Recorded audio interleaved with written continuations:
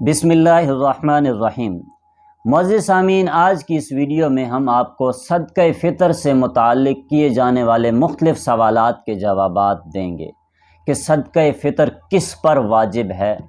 کس کس کی طرف سے واجب ہوتا ہے، صدقہ فطر کب کب ادا کیا جا سکتا ہے، صدقہ فطر کس کو ادا کیا جا سکتا ہے، اور 2022 میں صدقہ فطر کی رقم کتنی ہے۔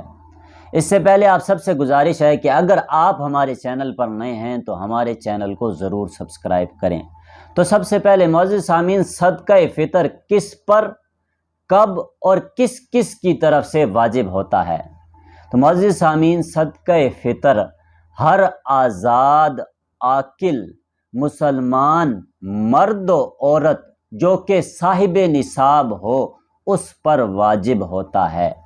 چاہے وہ مرد ہو یا عورت ہو۔ جو بھی انسان صاحب نصاب مسلمان ہے اس پر صدقہ فطر واجب ہوتا ہے۔ صاحب نصاب کون ہوتا ہے؟ تو معزز سامعین، جو نصاب زکوٰۃ کا ہے وہی نصاب صدقہ فطر کا ہے، یعنی کہ 7.5 تولے سونا اگر کسی کے پاس ہے، یا 52.5 تولے چاندی اگر کسی کے پاس ہے، یا اس کے علاوہ ضروریات زندگی کے علاوہ اتنا سامان ہے، یا مال تجارت ہے، یا نقد کیش موجود ہے جس کی رقم 52.5 تولے چاندی کے برابر بنتی ہے، تو ہر اس شخص پر صدقہ فطر واجب ہے۔ اب صدقہ فطر کس کس کی طرف سے واجب ہوتا ہے؟ ہر انسان پر، مرد پر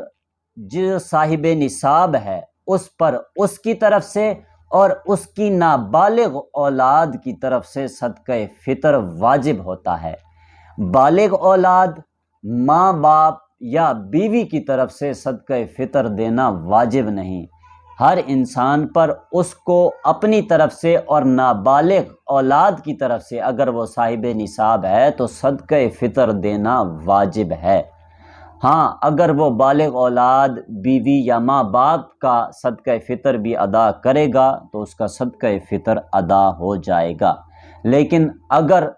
اولاد، ماں باپ یا بیوی خود صاحب نصاب بنتے ہیں تو چاہیے کہ وہ خود اپنی طرف سے اپنا صدقہ فطر ادا کریں۔ اس کے بعد صدقہ فطر کس کس کو دیا جا سکتا ہے؟ تو معزز سامعین، ہر وہ شخص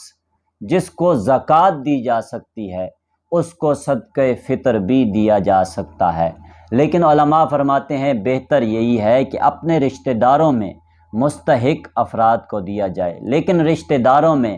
ماں باپ، دادا دادی، نانا نانی، یعنی کہ جو اس کے اوپر کی طرف آبا و اجداد ہیں، اور اسی طرح نیچے کی طرف بیٹا بیٹی، آگے ان کی اولاد، پوتا پوتی، نواسے نواسیاں، آگے ان کی اولاد، ان کو انسان، اور نہ ہی اگر خاندان میں کوئی سید موجود ہے تو ان کو انسان نہیں دے سکتا۔ اس کے علاوہ بہن، بھائی، ماما، چاچا، پھپھا،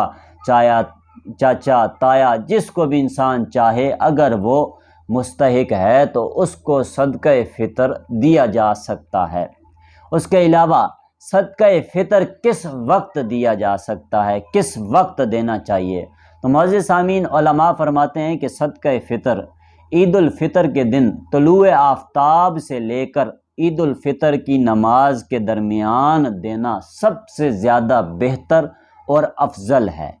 بلکہ انسان پر صدقہ فطر واجب ہی عید الفطر کے دن صبح طلوع آفتاب کے وقت ہوتا ہے۔ ہاں، اگر کوئی شخص اس سے پہلے رمضان میں صدقہ فطر ادا کرنا چاہے اور وہ ادا کر دے تو ادا ہو جائے گا، بلکہ علماء فرماتے ہیں کہ اگر رمضان سے پہلے بھی کسی کو مناسب جگہ مل گئی ہے، وہ صدقہ فطر ادا کر دیتا ہے تو اس کو اس وقت بھی صدقہ فطر ادا ہو جائے گا۔ اس کے علاوہ اگر کسی شخص سے بھول کر یا جلدی میں ٹائم نہ ہونے کی وجہ سے اس نے سوچا تھا کہ عید الفطر والے دن صبح ادا کر دوں گا، نہیں ادا کر سکتا، عید کی نماز پڑھ لی، تو اب یہ نہیں کہ صدقہ فطر معاف ہو جائے گا، بلکہ اگر اس پر واجب ہے تو وہ عید کی نماز کے بعد بلکہ آئندہ زندگی میں کبھی بھی وہ صدقہ فطر دے سکتا ہے۔ دوسرا، یہ ضروری نہیں کہ صدقہ فطر جس پر واجب ہے وہی شخص دے۔ اگر واجب ہے یا نہیں ہے، کوئی شخص ویسے بھی دینا چاہے تو بھی صدقہ فطر ادا ہو جائے گا، بلکہ دینا چاہیے، کیونکہ صدقہ فطر کی جو حکمت رسول اللہ صلی اللہ علیہ وآلہ وسلم نے فرمائی ہے وہ یہ ہے۔ ابو داؤد کی حدیث ہے کہ حضرت ابن عباس فرماتے ہیں کہ حضور نے فرمایا صدقہ فطر میں ادا کرنے کی وجہ سے روزے میں جو کمیاں کوتاہیاں ہو جاتی ہیں ان کا کفارہ ادا ہو جاتا ہے۔ یعنی انسان میں رمضان میں تراویح روزوں میں کوئی بےہودہ لغو بات ہو گئی اور 100 انسان سے نظر کی لغزش ہو گئی، 100 انسان سے کمیاں کوتاہیاں ہو جاتی ہیں، تو یہ صدقہ فطر ان کمیوں کوتاہیوں کی کمی پوری کر دیتا ہے، ان کی طرف سے کفارہ بن جاتا ہے۔ ہر شخص کو چاہیے کہ وہ اپنی اور اپنے زیر کفالت لوگوں کی طرف سے صدقہ فطر ادا کرے۔ اس کے علاوہ 2022 میں صدقہ فطر کی رقم کتنی ہے؟ تو صدقہ فطر مختلف چیزوں کی مقدار کے اعتبار سے دیا جاتا ہے، گندم کے اعتبار سے، جو کے اعتبار سے، کھجور کے اعتبار سے اور کشمش کے اعتبار سے دیا جاتا ہے۔ تو سب سے افضل تو یہی ہے کہ انسان جو آٹا جو گندم گھر میں استعمال کرتا ہے اس کے 2 کلو آٹے کے وزن کے اعتبار سے جو اس کی قیمت بنتی ہے اس کی قیمت